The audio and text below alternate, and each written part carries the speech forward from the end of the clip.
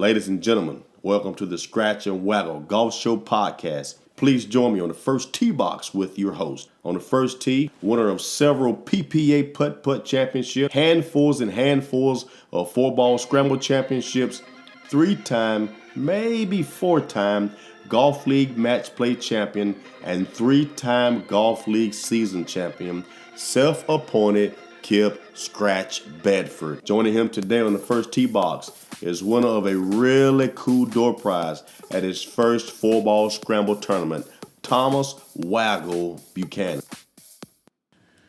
All right, so test 1, 2, 3. Is that good? Not bad. All right, so Scratch and Waggle podcast, golf podcast. Thomas and Kip here, Scratch and Waggle with you. Today, you want to say hello? Hey everybody! Make sure they know you're here. Yeah. Hey, we want to do our choke of the week. We've been promising a choke of the week, and we've got two that we want to talk about. And the most recent one that we have that comes to mind is Alexi Thompson. Choke. Is it Thompson or Thomas? Thompson. All right. Yeah. So LPGA Tour, she was up for Player of the Year. She was up to win a tournament, and I need to look up that tournament. I should have done that already. Anyway, I think it was over in a different country.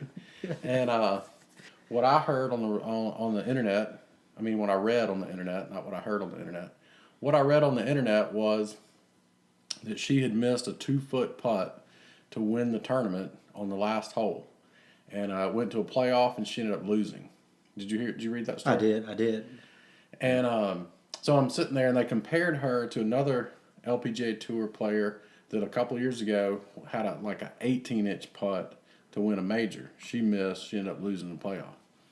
And that goes back to, we've talked about nerves before. Right. So, what sounds like a 2-foot putt, who can miss that? Well, you got a lot on the line there. That's right. I mean, I asked you the other day, and this might date this podcast, but I'm going to talk about it anyway. I said, hey, do you want to go play golf Saturday about 2:30? And you were like, yeah, why not? And I was like, well, that's when Alabama plays Auburn. And you were like, no. And I was like, well, why couldn't you go play? And yeah, because couldn't you play? Yeah, you got the Iron Bowl going, And it's big on your Bama mind. fan, yeah, Bama fan, yeah. You would want to know what the score was, Right. And you would almost feel Lost focus. disloyal to Alabama, right? Even by going to the golf course, Right. And I sat there and thought, I don't think I could play. No, I couldn't play golf while the Iron Bowl was on. Right. Because go ahead. Well, I was talking about that Lexi Thompson situation. You know how the Sports Illustrated jinx, all this time. Yeah. You get. And I think Bama's been on it a couple times, and then Gene Stallings was on it one year, and then Bama went on probation like 2 or 3 weeks later after Gene Stallings was on front of Sports Illustrated. So it was one of those things. Well, Golf Magazine came in my what cover? Yeah, Lexi Thompson. She's showing you how to drive. You had to hit a driver, how to hit iron, how to hit and the next thing you know, she chokes. Maybe there's a. But my point about trying to play during something that you care about. Convert that over to how she's standing over that putt. Her mom had cancer. Mm-hmm. I think she survived it. She's over it, which is great. I don't know what else was going on in her life, but apparently something else was going on. And now you're trying to make Player of the Year. She's had some rule violations, I think. Not rule violations, but the ball mark situation. They caught it on TV, yeah, right? They caught it on. I hate those guys. The fans. Don't call in the show. Don't call in the show. If you can't make the rule, and all right, we got to come back to this. Yeah. Let me write that down. Come back to that. Crazy referees in golf. Right. Referees in golf. I'm gonna come back to that. So my point is, when you care about something a lot, like the Iron Bowl, could you go out and think about it? If your favorite team, favorite games on the TV, and you leave the TV, you're freaking out. You're pacing the floor. That's right. You're doing whatever. And I think that's what was going through her mind, standing over that 2-foot putt. What they said, if you go back and watch the video, it's like a 3-foot putt. And that may not sound like a lot, but when you're scared, 3 foot, that's like that far from here to the end of that table there. Right. Versus 2 feet. Right. You see what I'm saying? Yeah, a lot of things can happen in that one. And I think she pushed it, and she missed it. Mm-hmm. Now, all that to say, she was Player of the Year, I think, and she won $1 million. So, I mean, I'm sure she's over it by now. So, all right, so think about this too, referees. And this brings me back to something a point you made a couple of podcasts ago. Scratch and Waggle podcast at Scratch and _ Waggle on Twitter. Is you said, the competition level. When you can't play ball anymore, you can't play baseball anymore. That's right. You can go play pickup basketball for sure. Right. But think about golf. Why it's kind of cool. There's no referee interference. That's true. To a certain extent. And what I mean by that is you look at even the Iron Bowl, and there's a couple of plays where there was some holding calls not called, there was some pass interference not called on both sides. I'm not picking a side up during this little conversation because there might be some Auburn fans listening. But Sorry. golf, there's no referee. You call it on your own, and if you don't call those penalties and you don't play by the rules, when you do get into a situation, either in a league event, or a city metro or whatever, now you got to play by the rules. I mean, if you get caught out there, you're disqualified. That's right. So if you're looking to play competitive golf, go ahead and start learning those rules and playing by the rules, even if you play by yourself. Just want to play those shots, even if it's not a perfect lie or whatever. Go ahead and play. If you're interested in playing competitively down the line, go ahead and practice the way you want to play competitively. Because taking 2 and 3 shots, dropping the ball, moving the ball over a few feet, those things that you can get penalized for once you start being competitive could cause you trouble down the line. So go ahead and start practicing the way. That's something I'm starting off, and I'm starting to make sure that I play the tougher balls. Don't move it. Go ahead and play those tougher shots and follow the rules step by step. Because eventually, next couple of springs, I want to play competitively. So I want to go ahead and learn the right way now. So it doesn't become a crutch in my game, and I get out there and I get in a situation I don't know how to handle because I never follow the rules when I play by myself or just playing with my buddies or whatever on the course.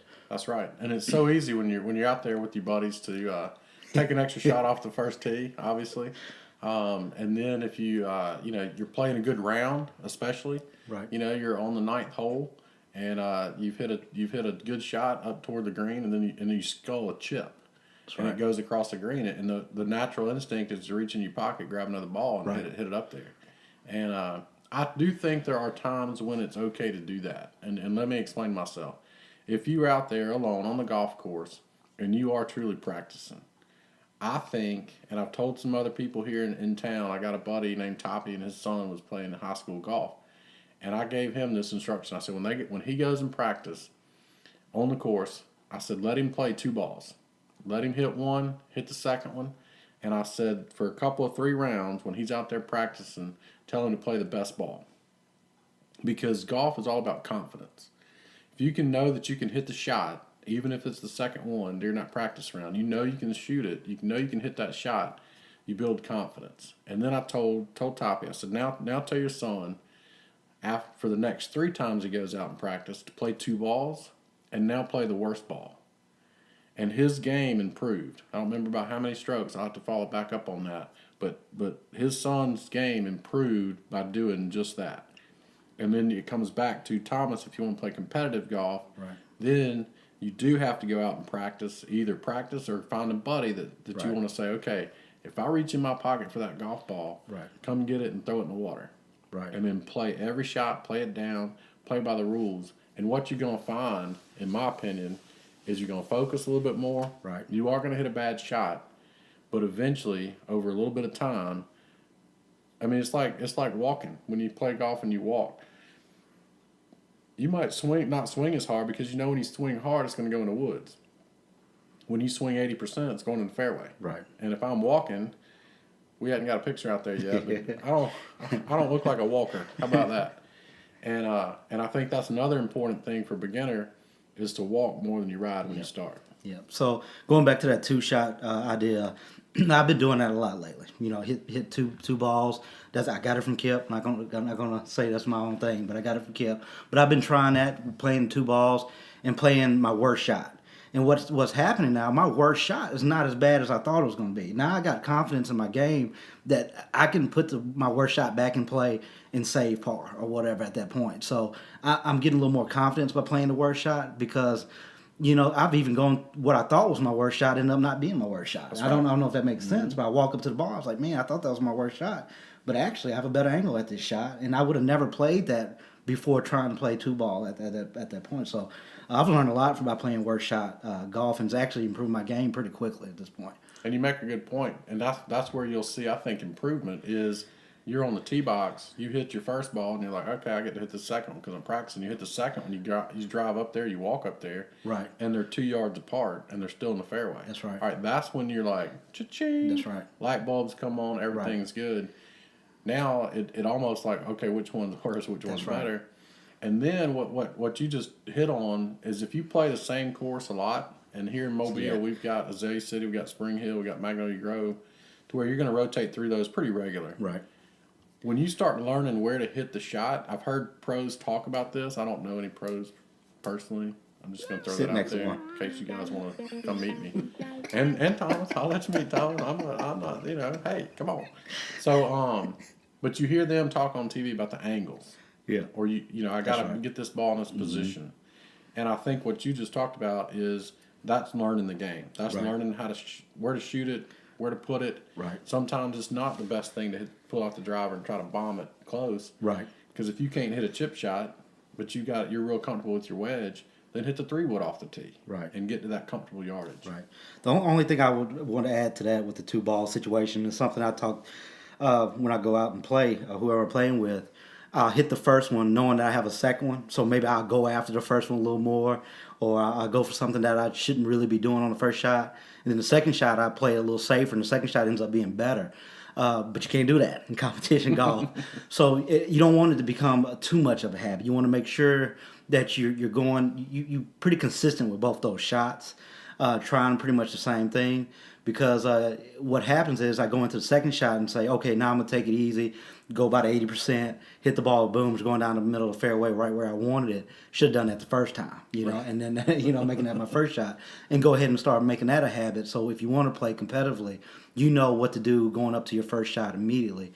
And sometimes it does mean play a little safer, play a little more consistency, and being a little bit more cognitive of your mechanics going into that first shot. I'm going to tell on myself on a choke of the week.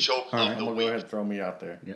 I'm going to roll myself This under doesn't the happen bus. much. I'm going to put myself under the bus. It is probably going to be a real choke, but But- go ahead. Go ahead. All right, so we were over in Pensacola playing golf in Pensacola at Marcus Point, and it was a big tournament, and it was a situation where every par 3 you could put down, you're buying raffle tickets for the door prizes. So if you put down $20, you got 20 raffle tickets. But if you hit the green with your shot, they would double the raffle tickets. So you get 40 for 20. If you put down $100, you got 100 tickets, but if you hit the green, you got 200 tickets.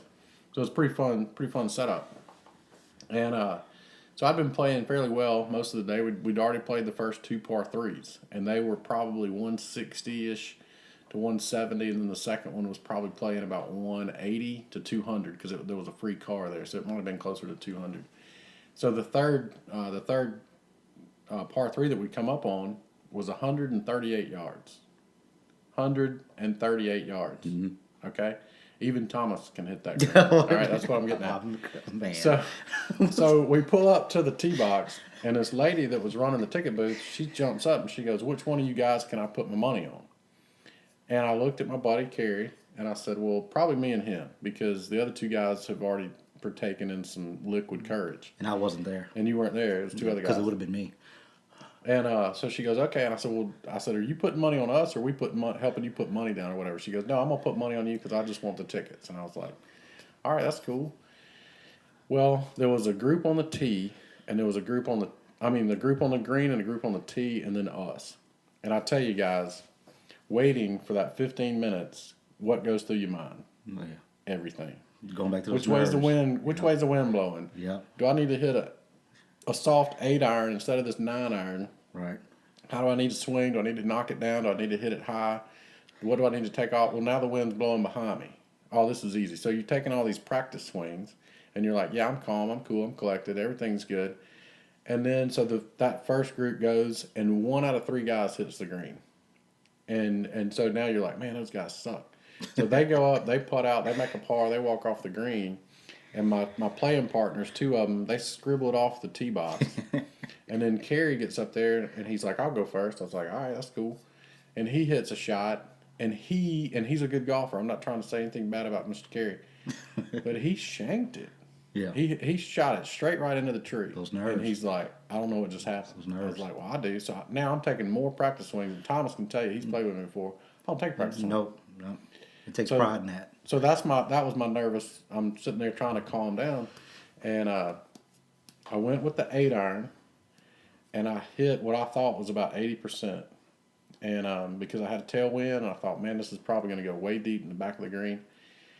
That ball went about 120 yards. It landed short right and spun back off the green, and that no tickets. Choke, No tickets. So that was my choke of the week. What did the lady say? She didn't like that. She didn't like that at all. Thanks for that. I was going to leave that part out. She wasn't real happy. Now, the next hole is a par 4. The next hole after that, par 3. I look back at my buddy that brought us to the tournament, and he goes, all right, guys, I got $20 left to do this with. And at that point, I said, put it on me.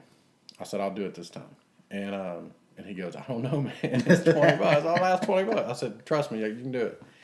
And it was probably 130 yards, and I took a 9-iron and hit a regular full shot, Right. and got it back there pin high, and he got double down on that. And so that brings up another quick lesson.